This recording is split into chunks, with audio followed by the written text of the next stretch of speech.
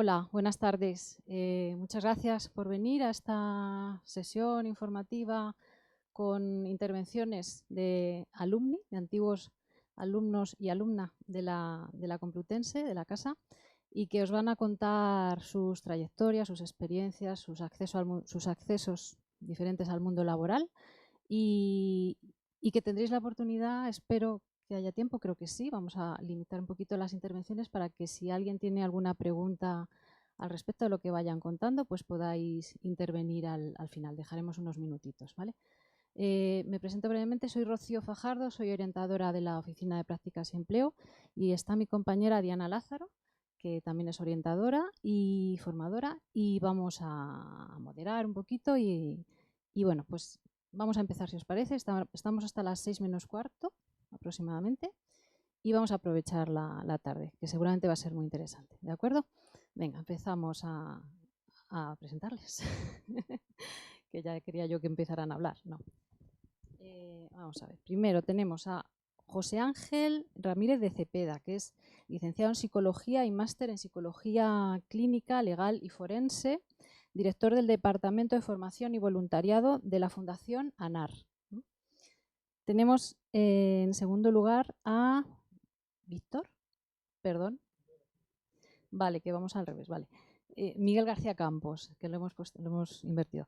Graduado en Historia, máster en la Escuela Diplomática de España y trabaja en la Dirección General de Personal del Parlamento Europeo. Claudia Kotvica, máster en Letras Digitales, trabaja en la startup WeHumans en el área de lingüística computacional. Ah, vale, pues ahora nos matizas. Muy bien. Pedro Jiménez, productor manager de Vic. Vic es Vic, la que conocemos, ¿no? Graduado en Comercio, máster en Publicidad y Marketing Digital. Y Víctor Villapalos Pardiñas, que es director gerente de la Sociedad Española de Documentación e Información Científica, la SEDIC. Es graduado en Información y Documentación, máster en Gestión de Documentación y realizando ahora mismo el doctorado en Inteligencia Artificial en el campo de la gestión de la información y la documentación. ¿Sí? Vale. Bueno, ahora ya matizáis, ampliáis, porque imagino que esto es muy breve, un extracto muy breve y podréis ampliar o matizar. Pues bueno, ahora ya sí, ¿no? Empezamos a que nos cuenten, nos detallen. ¿Y queréis una breve intervención para ampliar? No, yo, bueno, agradecer a la gente que habéis venido. Espero que os llevéis hoy un poquito de alguna duda resuelta y un poquito de esperanza para lo siguiente que os viene, que es el mercado laboral, que un poco a eso venimos. Y no, yo por mi parte, aunque como me ha dicho un compañero hoy, tú por lo menos puedes hablar de tus múltiples ocupaciones, no, yo vengo a hablar de la Fundación ANAR y luego os comentaré un poquito. Pero por mi parte, a priori estaba bien, luego ya comentaré un poco más. Bueno, por mi parte también, gracias a todos por estar aquí. Espero que esta charla sea algo de lo que a mí me hubiera gustado tener como alumno de la Complutense. A lo mejor ya lo estabais organizando hace 10 años cuando yo era alumno de la Complutense, pero desde luego no participé, entonces espero en ese sentido que os vaya a ser útil y que alguna de las cosas que ahora ya veo con la perspectiva del tiempo de ojalá hubiera sabido esto como estudiante, pues que las podamos hablar también estos días, el rato que tenemos juntos. Bueno, por mi parte también muchísimas gracias. Yo, da la casualidad que es el tercer año que participo y me alegra muchísimo ver a tanta gente y tanta proactividad por querer escuchar nuestras historias y también sacar unas conclusiones que os ayuden en el mercado laboral, que yo entiendo que al principio debe dar un poco de miedo enfrentarse a eso, pero bueno, espero que nosotros podamos ayudaros un poco en eso. No, además de agradeceros la asistencia, yo sí que me gustaría empezar a comentar con vosotros que es posible que el proceso de acceso al mercado laboral haya cambiado respecto a lo que había hace 20 o 30 años. Antiguamente, pues uno conseguía su titulación, accedía más que menos a un empleo, iba pues ascendiendo, etcétera. Pero hoy en día el mercado laboral es bastante más complejo que hace 20 o 30 años y exige una formación continua, ¿vale? Entonces, si alguno de vosotros, de los que estáis aquí, pensáis que vais a salir de la universidad y no vais a volver a estudiar, me parece que estáis equivocados, ¿vale? Es decir, yo llevo estudiando desde hace más de 25 años, sin parar, más titulaciones, ¿vale? Y además, cuando termine el doctorado, seguramente tampoco pueda dejar de estudiar, ¿vale? Y eso también tenéis que tenerlo en cuenta. Vais a ser siempre alumnos de nuevas titulaciones, nuevos cursos, actualizaciones profesionales, etcétera. No necesariamente vais a tener que cursar grados, ni máster, ni ese tipo de titulaciones. Ahora las universidades, de hecho, están empezando a ofrecer microcredenciales, no sé si habéis oído hablar de ello, pequeños cursos de actualización profesional que se van a ir extendiendo y se van a ir ampliando a medida que bueno, sobre todo que las tecnologías pues nos vayan obligando a hacer esa actualización profesional. Así que bueno, y dejo paso a mi compañero. Bueno, hola, gracias a todos. Gracias por venir. Yo os contaré un poquito mi historia desde la perspectiva de quien ha estudiado una carrera de empresa, sea comercio, que es lo que estudié yo, economía, AD, sociología, psicología, cualquiera que pueda tener un punto de contacto con el mundo de la empresa, por si esta historia os sirve para algo, ¿vale? Y pequeños trucos, cómo conectar. Y también deciros que yo de mi lado también, aparte, soy profe asociado de la Universidad de Barcelona, y que también, pues yo entré al mercado laboral hace 10 años, que tampoco hace tanto, tampoco veo que haya cambiado tanto en 10 años, y hablo diariamente con chicos de vuestra edad, más o menos, o chicos que están entrando al máster, así que igual 100% disponible para cualquier cosa después o antes del evento, ¿vale? Muchas gracias. Muchas gracias. Pues nada, como veis tenéis una amplitud de perfiles muy variados y yo creo que va a ser muy enriquecedor. Y bueno, como os preocupa mucho el mercado laboral, me imagino, y saber qué es lo mío, ¿no? Que muchas veces nos comentáis, quiero trabajar de algo de lo mío, y eso es lo que necesitamos definir o necesitáis que os ayudemos a definir. Pues me gustaría un poco que empezaran hablándonos un poco de cuál es su puesto actual y cómo accedisteis a cada uno de este puesto, de estos puestos. Muchas gracias. No, bueno, yo en mi caso también creo que es importante que tengáis en cuenta que en el mercado laboral, el compañero ha dicho que ha cambiado mucho, pero yo creo que hay un punto de partida que muchas veces lo que creemos que es nuestra profesión a lo largo de la carrera y con el mercado laboral cambia radicalmente, y eso no es ni bueno ni malo, simplemente es lo que es, que muchas veces tenemos una idea predefinida que cambia. Y en mi caso, por ejemplo, es un claro ejemplo, ¿no? Yo a lo mejor como psicólogo pues espera que esté en una clínica viendo pacientes, y aunque lo hago puntualmente ha sido algo que a día de hoy, no sé si porque no me encuentro bien en ese ámbito o porque me gustan otros más, me he dedicado a otras cosas. Y yo empecé, bueno, haciendo una función social, empecé de voluntario en una terapia de grupo, gestionando luego una terapia de grupo de alcohólicos y acabé en un centro de reforma con menores infractores. ¿Por qué acabé ahí? Bueno, pues porque un verano no tenía nada que hacer, me cogieron y entré, ¿no? Y surgió la oportunidad un año después en la Fundación ANAR, que como yo venía de trabajar con agresores, me dijeron, oye, es un servicio de víctimas, ¿qué tal te parece cambiar el prisma? Pues a mí al principio me dio un miedo terrible, es decir, joder, con lo a gusto que estoy yo con los infractores, con la gente violenta, con los agresivos, y ahora me voy al otro lado, ¿no? A la gente que ha sufrido el problema. Pero bueno, yo creo que quizá mi parte, vais a descubrir también que hay partes personales que son compatibles con vuestra profesión, y yo en la mía no creo que sea imprescindible ser empático, pero ayuda bastante. Entonces la conexión con las víctimas para mí fue muy fácil también, y en un momento dado que a mí se me dio bien me propusieron formar a la gente nueva. De hecho, de prácticas tenemos de Complutense, creo que son 50 personas al año, con lo cual aquí en la Santa Casa yo sigo teniendo conexión con ella, pero ahora he descubierto con el tiempo que aparte de la atención a víctimas, formar a la gente que empieza en el mercado laboral me gusta mucho, ¿no? Conectar con la inocencia, con esas dudas. Y ahora estamos un poco en ese punto. De hecho, a la gente de la OPE ya les he conocido porque el año pasado tuvieron el detalle de venirnos a hacer una visita un poco de jornada de puertas abiertas para conocer el servicio.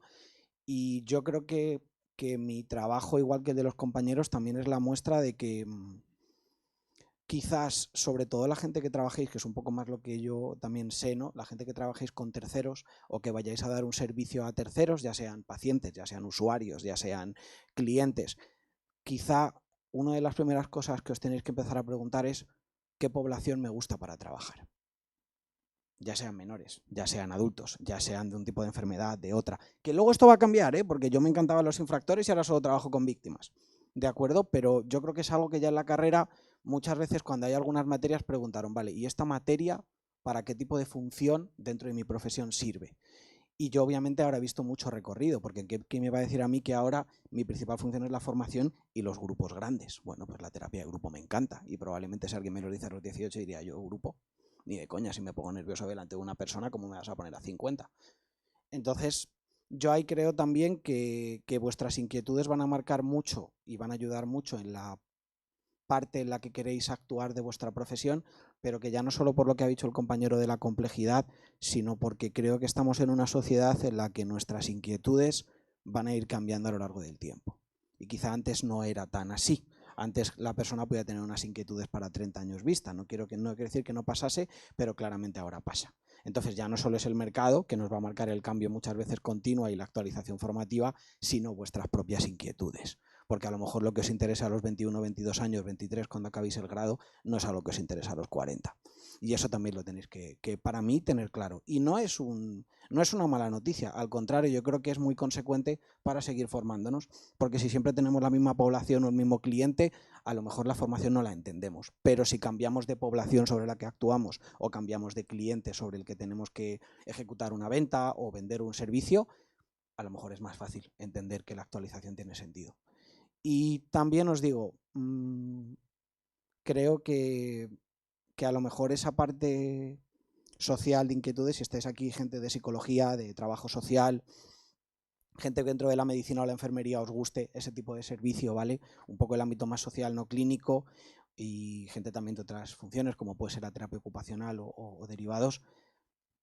Creo que es un buen momento de la carrera para empezar a preguntar a entidades si necesitan a alguien, ¿vale? Si necesitan a alguien para mostraros a un tipo de población, porque para mí la carrera, una cosa que quizá sí estoy contento es que yo, por ejemplo, yo que soy del antiguo plan, quinto de licenciatura, lo aproveché para tener contacto con poblaciones dentro de lo que me dejasen para saber qué cosas me gustaban. Que yo creo que quizá en nuestro caso tiene dificultades y tiene facilidades, pero yo para mí hay cosas que no quería atender cuando salí de la carrera que a día de hoy tampoco quiero atender. Me parece súper importante, pero yo no me veo con pacientes oncológicos. No me veo siendo el apoyo psicológico de una persona que está atravesando un cáncer. Y está bien entender los límites que tenéis como profesional, no es malo. Al contrario, afortunadamente hay muchos usuarios a los que podemos dar servicio. Y yo es un poco lo que os diría. Al final, ¿cómo me mantuve en la Fundación ANAR? Que creo que es el punto, ¿no? Oye, ¿cómo llevas 7 años ya en una entidad? Pues porque realmente tanto las víctimas como la gente que venís a mí me enseñáis mucho. Yo la verdad es que me gusta mucho formar a la gente nueva porque hay gente que tiene dificultades, gente que no, pero sobre todo tenéis inquietudes y a mí me recordáis que el trabajo con víctimas es muy generacional. Y lo que a mí me recordáis a mí yo de 10 años es que ahora las cosas también con los jóvenes y que además en el servicio que yo estoy atendemos preferentemente a menores porque es la línea del menor, ¿vale? Es un servicio parecido al 016. En este caso ya no solo atendemos a mujeres, sino que atendemos a mujeres y a hombres menores de edad que están en riesgo, ¿no? Entonces, a mí, gente que venís más joven, me hacéis más fácil entender las víctimas, en este caso con sus problemas siendo adolescentes. Entonces también yo creo que por esa parte me mantengo, porque he pasado de ser un poco terapeuta o una persona que se dedica a la intervención a formar. Y también en mi caso ha sido accidentalmente, yo no esperaba dedicarme a la formación, la verdad. Y aquí estamos. Así que nada, yo es un poco lo que os diría por mi parte ahora mismo.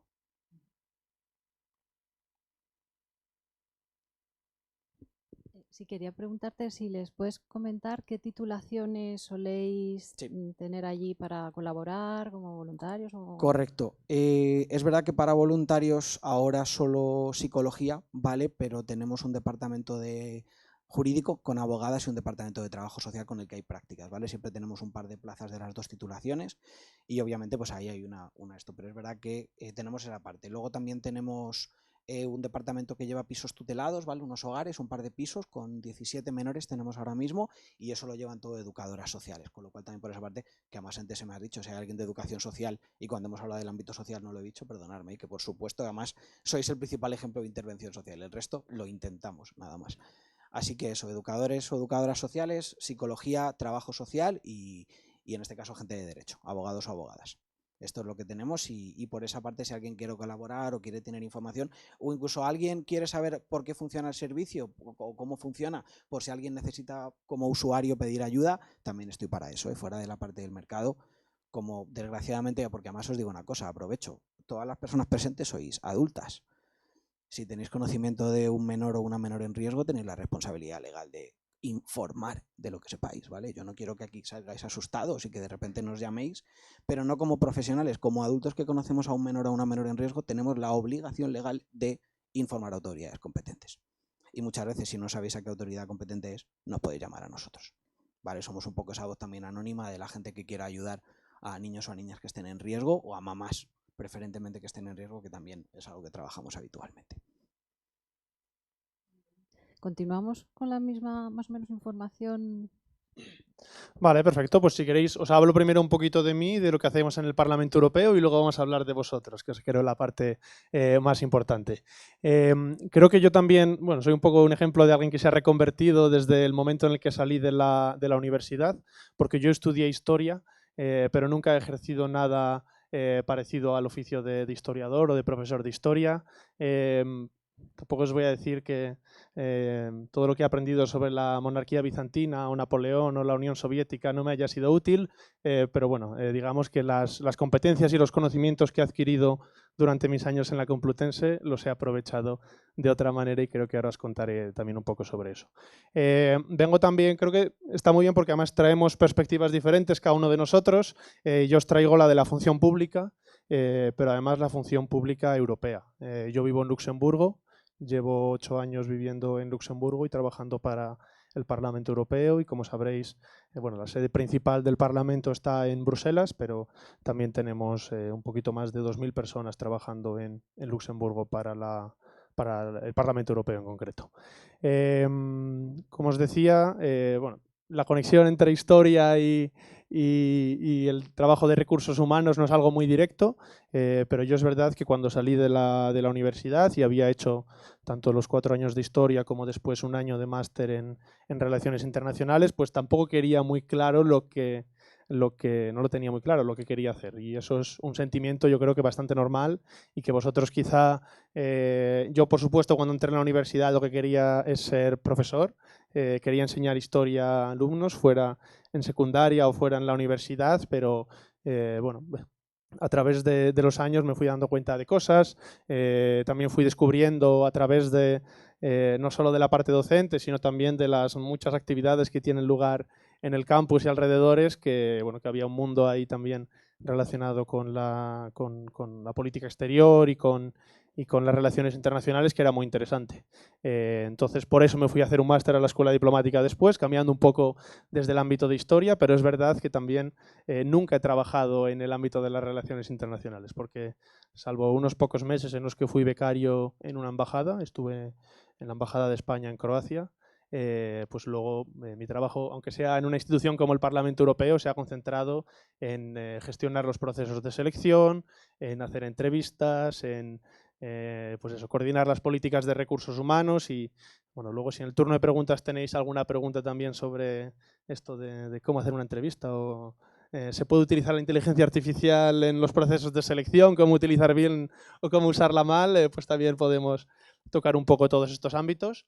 Porque hay mucho que decir y hay muchas buenas prácticas que hemos identificado y muchas malas prácticas que no os recomendaría en absoluto y que van a jugar en vuestra contra, aunque creáis que lo estáis haciendo mejor.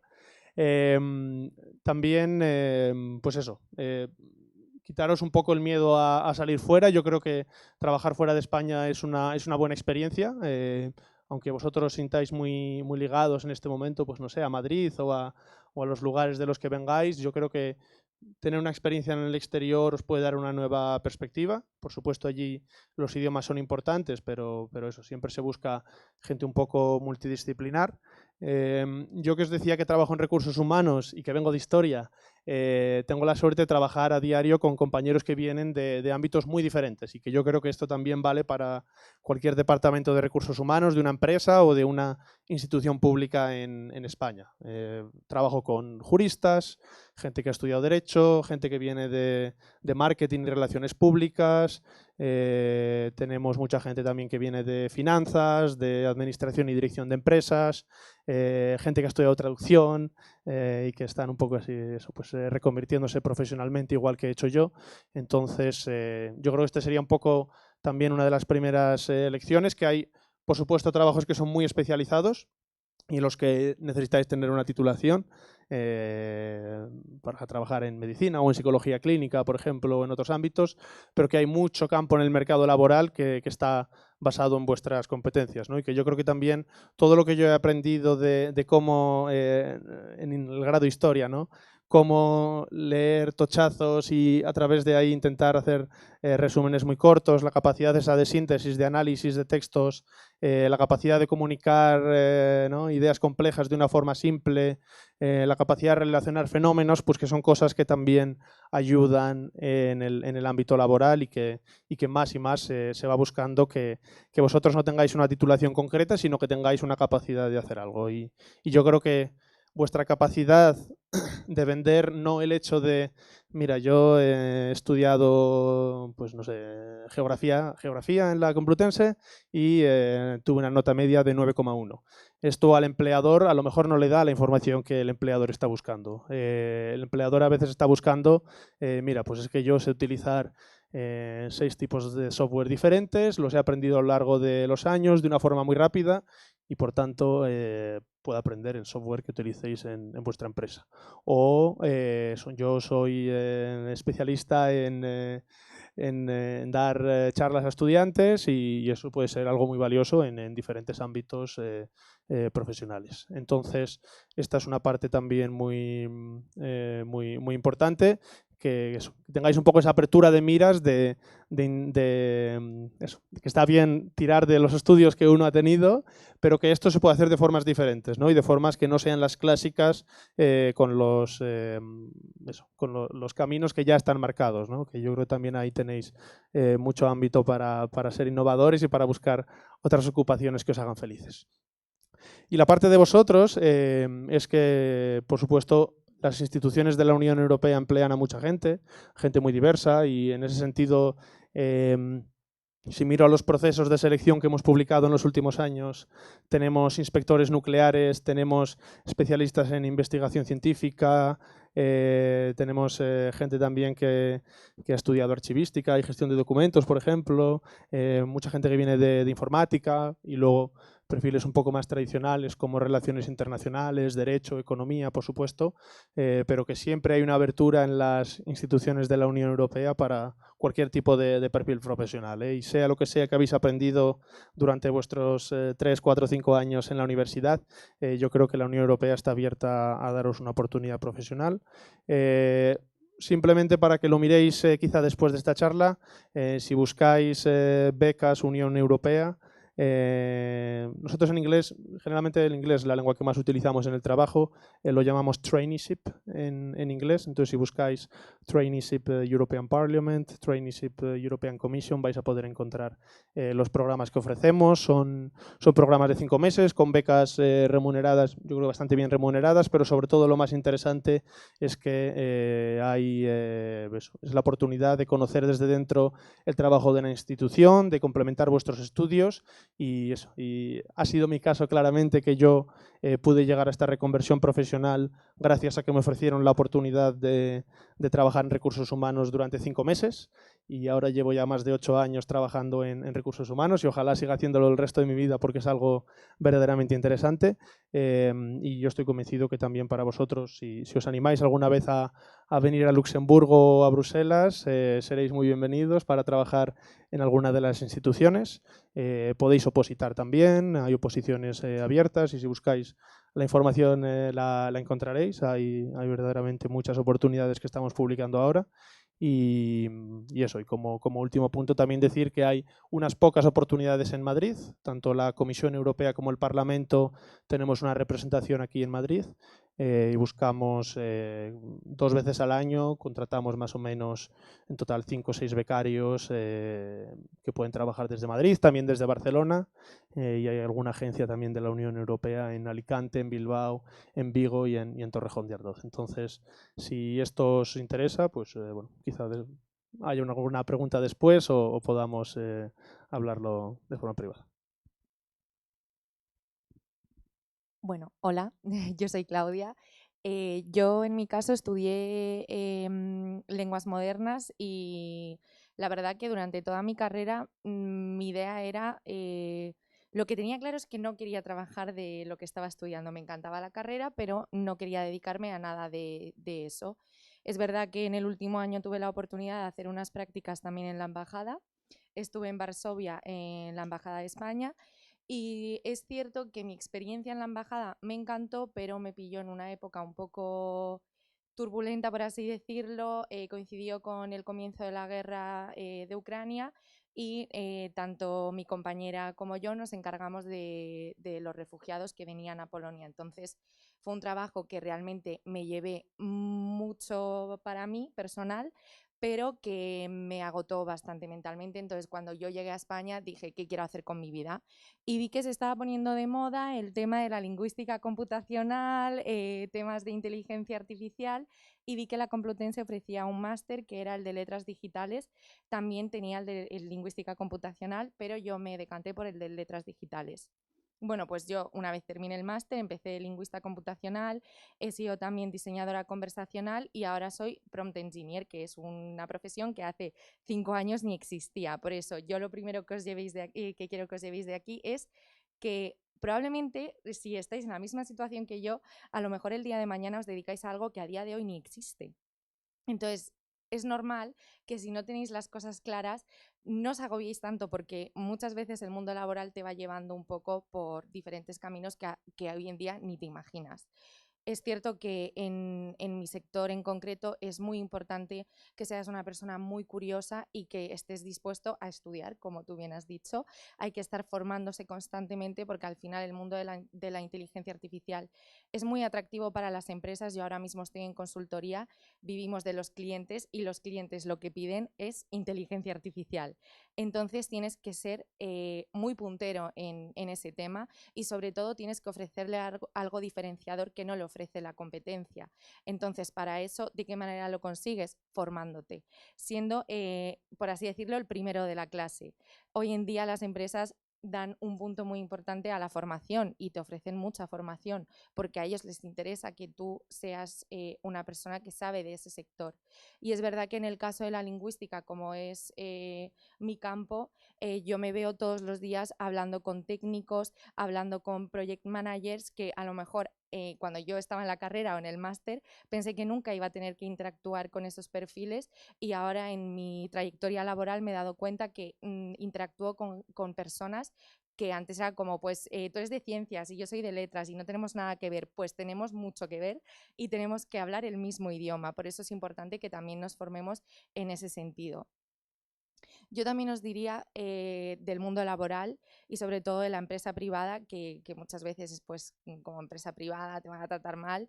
En mi caso personal sí que es verdad que para ser un perfil atractivo, uno tiene que coger un poco el toro por los cuernos, por así decirlo. Es decir, si tú quieres conseguir algo, no esperes a que la oportunidad llegue a ti. Tienes que seguir esa oportunidad y muchas veces rechazamos oportunidades pensando que no nos va a aportar nada, pero yo cuando empecé acepté muchas cosas que pensaba que en ese momento no me iba a aportar nada y que a día de hoy convierten mi perfil en un perfil atractivo para diferentes empresas.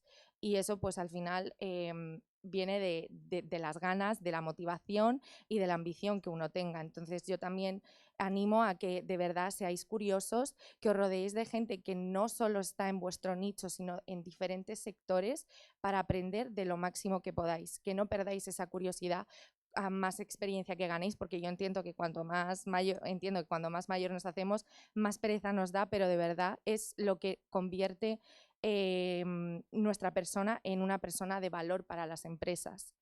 Entonces, bueno, yo solo os puedo decir que cuando salí de la carrera pensé que, supongo que todo el mundo piensa lo mismo, ¿de qué me ha servido esto? Pues ahora mismo con años estoy viendo que me ha servido de mucho, a lo mejor no para lo que yo me imaginé, pero sí que es verdad que me enseñó a entender el lenguaje, me enseñó a entender la comunicación y obviamente el máster, lo que es la tecnología, que es primordial para la inteligencia artificial. Y obviamente yo ahora mismo pues estoy haciendo cosas que no solo tienen que ver con el tema de la lingüística computacional, estoy tomando requisitos, estoy dándole forma a proyectos, estoy haciendo entrevistas y al final acabas haciendo cosas que no te imaginabas y todo parte de una buena base que aprendes en la universidad, que a lo mejor no haces lo que estudias, pero sí usas los medios que la universidad te da para tú desenvolverte en el mundo laboral.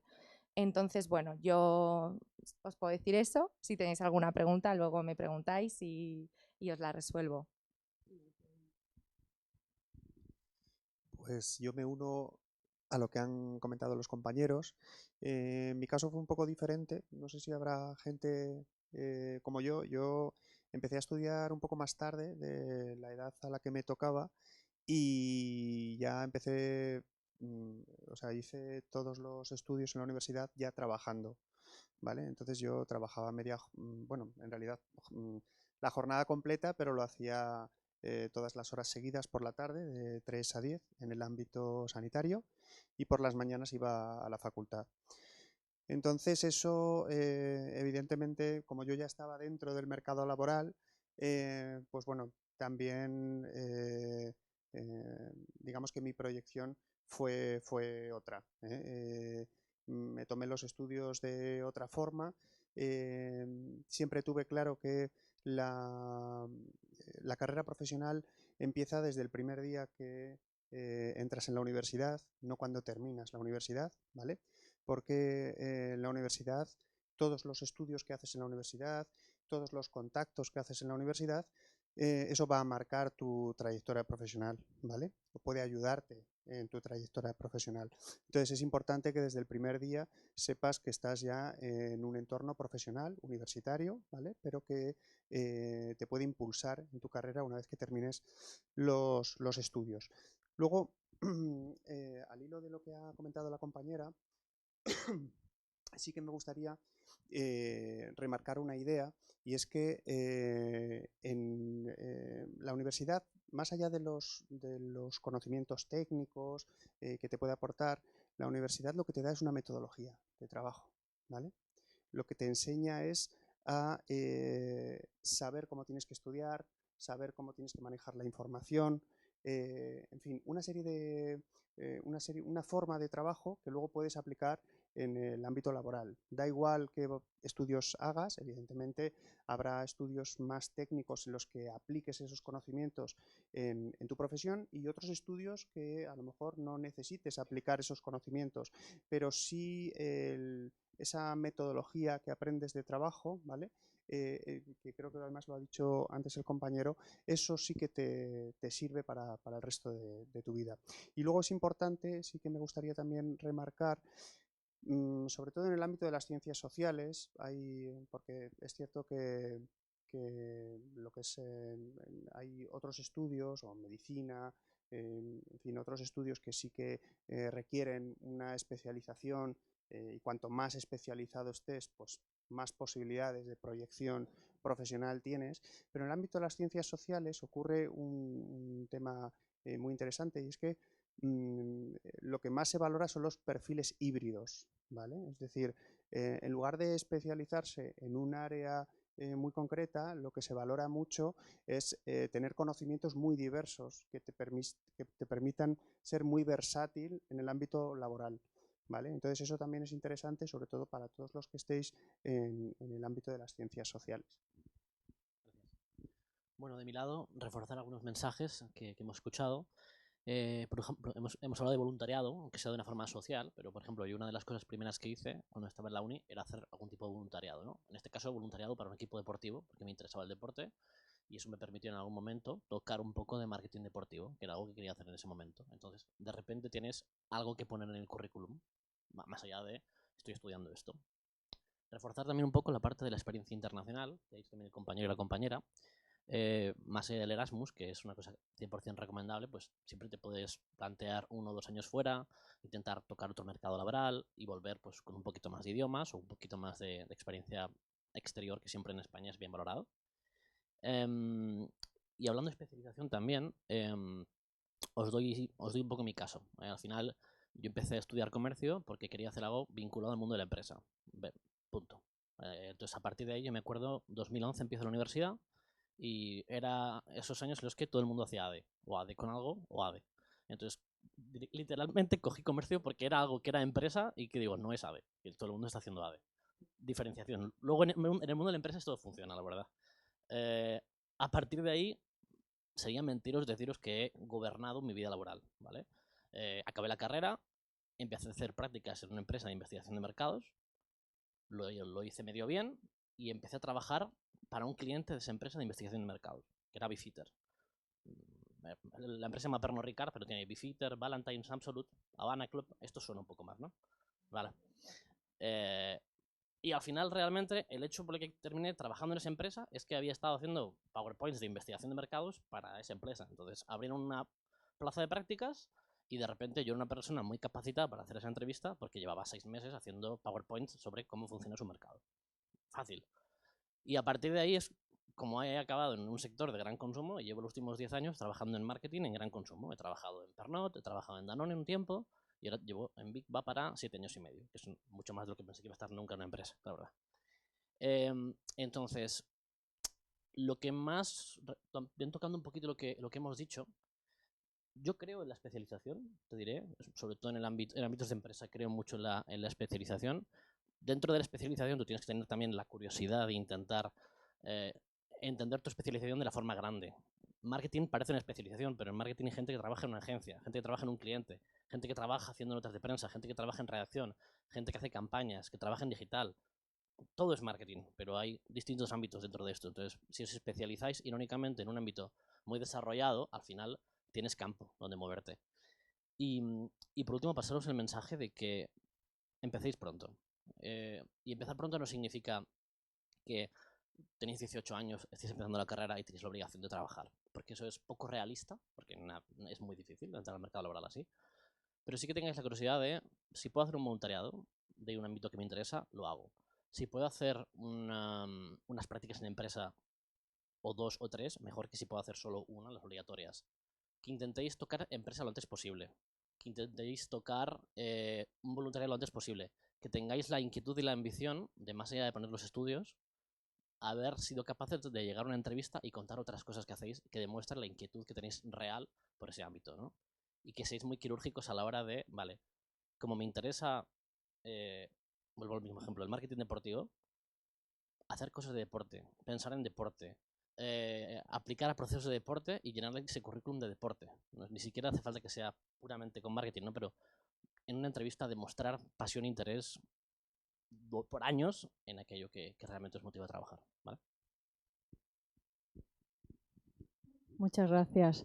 Bueno, yo creo que todos vuestros consejos y aportaciones son muy valiosos y vamos a dar paso un poco a preguntas. Si tenéis preguntas, inquietudes, dudas que os hayan surgido, cosas que queráis saber, bueno, pues que empecéis a demostrar un poco esa proactividad que os están pidiendo y que os están comentando que es bueno que desarrolléis, ¿no? Y que se os va a valorar en el mercado de trabajo. Entonces, no sé si hay preguntas, dudas.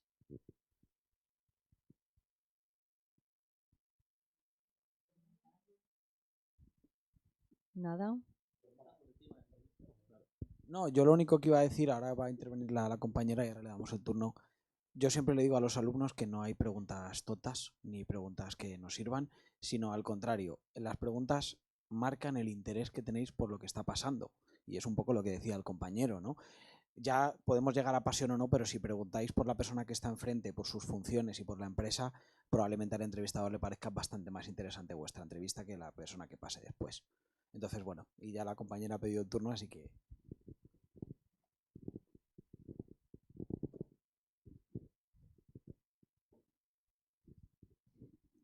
Bueno, muchas gracias a todos por vuestras aportaciones.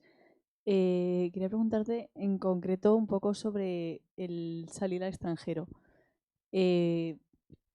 Aparte de pues, idioma o mundo laboral desconocido, digamos, ¿cuáles fueron los retos más notables que tuviste que afrontar? Bueno, yo tuve la suerte de que me fui a un país en el que hay 3 idiomas oficiales y otro idioma no oficial, que es el inglés. En Luxemburgo tienen 3 idiomas oficiales, más el inglés, que es un idioma que también se habla. Yo creo que lo más difícil es dejar atrás tu familia, tus amigos, el ámbito de comodidad en el que estás instalado y irte a una cultura en la que eso, pues la forma de trabajar es quizá distinta. En la que algunos de los códigos sociales que tienes con la gente con la que te relacionas no funcionan. Yo creo que eso es lo más complicado. Ahora bien, creo que también es tremendamente enriquecedor. Creo que la diversidad en los equipos a veces la vemos mucho en términos de, por ejemplo, de género o de formación, ¿no? Que haya un sociólogo y un ingeniero trabajando juntos, esto es muy bueno. Pero yo lo que he visto es que trabajar también con gente de fuera te abre mucho los ojos con respecto a cosas que es que ni se te habrían ocurrido. En este sentido creo que cosa tremendamente enriquecedora y que además desde un punto muy joven ya eres capaz de aportar cosas ahí, porque eso, el hecho de que yo cuando empecé a trabajar en el Parlamento Europeo tuve la suerte de que mis primeros 2 años de carrera fueron con becarios.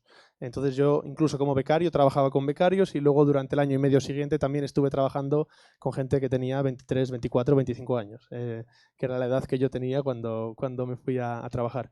Entonces ahí a la gente de 40 años, de 50 que estaba trabajando conmigo, tener la perspectiva de alguien joven le venía muy bien. Y entonces eso yo creo que es una fortaleza. Pero a mí, de hecho, cuando me seleccionaron recursos humanos, las cosas que valoraron en ese momento no era mi titulación universitaria. Creo que eso era un poco, les habría dado un poco igual. Valoraron 3 cosas principalmente. La primera es que hablaba inglés y que hablaba algo de francés también. La segunda es que tenía experiencias de voluntariado, que había hecho voluntariado, había organizado conferencias, charlas, eventos con yo qué sé, profesores universitarios, con periodistas, con cosas de estas. Y lo segundo es que este voluntariado además estaba vinculado a gente joven. Y eso fueron los factores decisivos para que me contrataran. No fue que yo tuviera muy buenas notas en la carrera, ni nada parecido, sino que fueron estos otros factores los que ayudaron. Muchas gracias.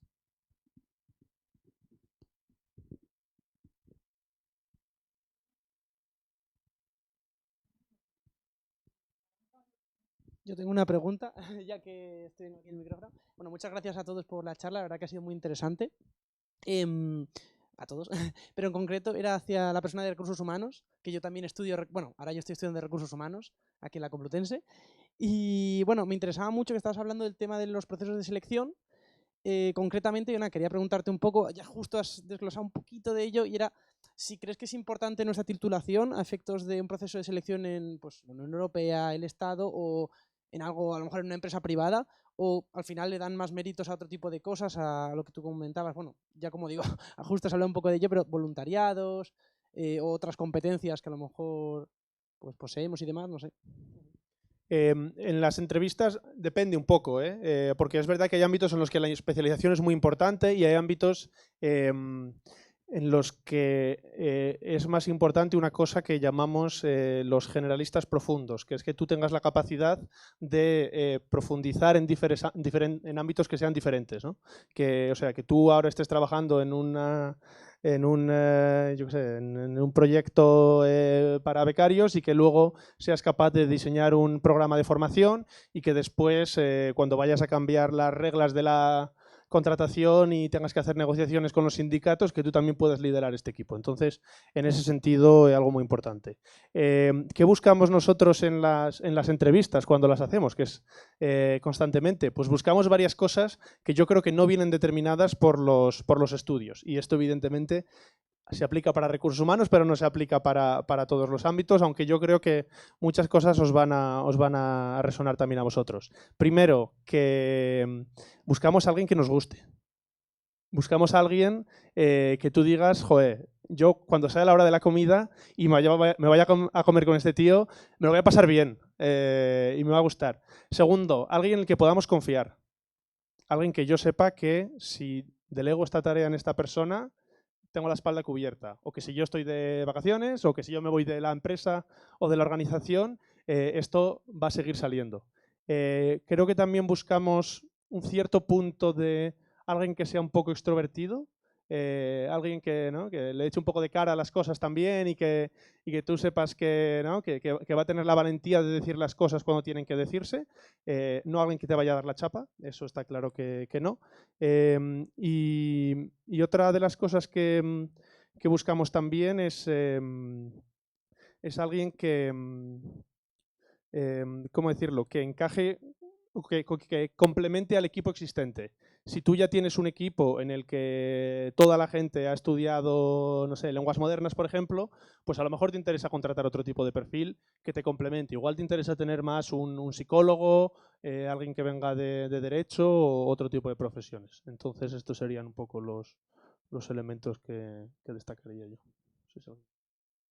Yo sí quiero apuntar una cosa, que ahora que también estoy haciendo procesos de selección para ampliar el equipo, me he dado cuenta de qué cosas yo como persona que antes enviaba currículums no valoraba y que ahora que los recibo valoro. Y una cosa en concreto es que, por ejemplo, muchas veces yo añadía un montón de cosas que consideraba que para mí eran importantes porque me habían llevado tiempo y esfuerzo sacarme un curso, pero luego cuando yo lo he visto en otras personas que me llega el currículum, por ejemplo, formador o máster en profesorado, y digo, ¿hasta qué punto esa persona se va a quedar en mi equipo y no se va a ir a la primera de cambio en cuanto les salga una oportunidad? Entonces también eso es un consejo que me gustaría daros, de hacer las cosas de manera inteligente, pensando siempre en qué puede recibir la persona que lo va a revisar. O sea, ¿qué mensaje le queréis dar a esa persona? Porque eso yo, por ejemplo, pues me di cuenta en el momento en el que me tocó hacer entrevistas, la verdad. Así que... Muchas gracias a los dos. Aprovechando, en este sentido, ya metemos nuestra cuña de la Oficina de Prácticas y Empleo, de los servicios que ofrecemos. Tenemos unos cursos muy buenos, muy prácticos, gratuitos, que tienen que ver con cómo destacar en los procesos de selección este tipo de cosas, desde cómo elaborar un currículum adaptado a una oferta y que le venga bien y no le suponga trabajo extra a quien está seleccionando y no le interese, sino que le interese, y cómo destacar en la entrevista también determinadas competencias, bueno, cómo superar procesos de selección, habilidades. Echadle un vistazo al apartado de formación dentro de la Oficina de Prácticas y Empleo, porque hay un catálogo amplísimo de cursos muy interesantes, ¿vale? Os los recomiendo todos, online y presenciales, efectivamente, y adaptables seguramente durante todo el curso académico se imparten. Incluso en verano hemos impartido algunos también. Y yo quería añadir una cosa, porque a raíz de lo que han dicho me he acordado, no esperéis ni siquiera la primera entrevista laboral. Cuando vayáis de prácticas, por favor, saber dónde vais. Que yo, aunque os parezca sorprendente, de los 60 personas que tengo al año de Complutense, hay 10 que no saben dónde vienen. Y no sabéis lo feo que es, claro, porque al final yo en prácticas tengo un compromiso con la universidad que tengo que cumplir, pero probablemente a esa persona, si el año siguiente hay una opción laboral, no la voy a contratar, porque esa persona no sabe dónde viene, ¿vale? Entonces, aunque a lo mejor ni siquiera os planteéis eso, pero es verdad que para la gente que os recibe de prácticas sois un esfuerzo porque os tiene que formar. En nuestro caso es diferente, porque es verdad que necesitamos a gente también para poder sacar el servicio, y en el ámbito del tercer sector esto desgraciadamente es muy habitual, ¿no? Que necesitamos un poco esta rama de voluntariado, de prácticas para dar X servicios, con lo cual nos interesa. Pero yo desde la primera entrevista de prácticas ya estoy mirando quién puede ser beca o quién puede ser contratado el año siguiente. Yo lo tengo claro, de hecho hay gente que sale a la entrevista y digo, este si puedo lo contrataba la semana que viene. Y hay gente que digo, madre mía, ¿qué curso me va a dar este? ¿Vale? Y muchas veces parte de que no tenéis idea de la empresa o la entidad a la que vais a hacer prácticas y queda bastante feo, yo lo digo. Y también os diría, cuando haya exposiciones en público, trabajos a exponer, animaros a exponer. Porque se nota un montón en las entrevistas la gente que ha normalizado el trabajo, aunque sea enfrente de 10 personas.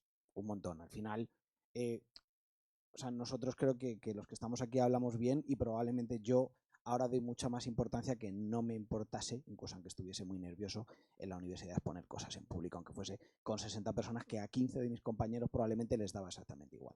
Bueno, pero es que si tú consigues enganchar a 15 personas que le da igual, probablemente cuando tengas un foro de gente que viene con algún objetivo, sea mucho más fácil llegar a ellos, con lo cual también os animaría a esa parte, a hablar en público y exponeros. También tenemos en nuestro catálogo cursos de presentaciones eficaces en público, de comunicación asertiva, ¿vale? Tenemos de todo. Probablemente los que no sepan dónde van no han venido con nosotros a ningún curso, porque con este tipo de cosas la verdad que insistimos mucho en ello. Solo, bueno, que os valoréis, que sepáis un poco lo que tenéis y luego qué es lo que pide el mercado de trabajo en cualquiera de las entidades que os están comentando para buscar ese ajuste y, bueno, que tengáis más opciones de ser seleccionados, sea una práctica, sea un empleo. Y bueno, el empleo ya hay que tomárselo, o sea, lo que es prácticas y empleo, una vez que empezamos con todos estos procesos, son cosas que hay que tomarse en serio. Ya no es un terreno académico, que también hay que tomárselo muy en serio, pero es un terreno profesional en el que desde el minuto uno os están un poco evaluando. Entonces, bueno, pues un poco al hilo de lo que comentabais, apuntar este tipo de cosas. No sé si hay alguna pregunta, estamos ya fuera de tiempo. ¿No? Pues nada. Claro. Vale. Y si no, que os dirijáis a la oficina de prácticas y empleo y también tenéis los nombres y las trayectorias y también tenéis la referencia de ellos. Y nada más. Muchísimas gracias por estar. Muchísimas gracias a ellos también, sobre todo a estas horas, venir aquí después de la jornada laboral a los 5. De verdad, muchísimas gracias. Y nada, hasta pronto. Gracias.